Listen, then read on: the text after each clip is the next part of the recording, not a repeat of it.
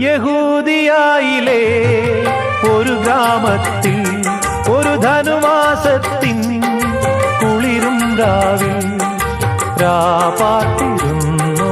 രജപാലകർ ദേവനാദം കേട്ടു ആമോദരാ സ്വർണരാജികൾ വിടരും വാനിൽ വെള്ളിമേഘങ്ങൾ ഒഴുകും രാവിൽ താരക രാജകുമാരിയോടൊത്തന്നു തിങ്കൾ കലപാടി ഗ്ലോറിയ അന്നു തിങ്കൾ കലപാടി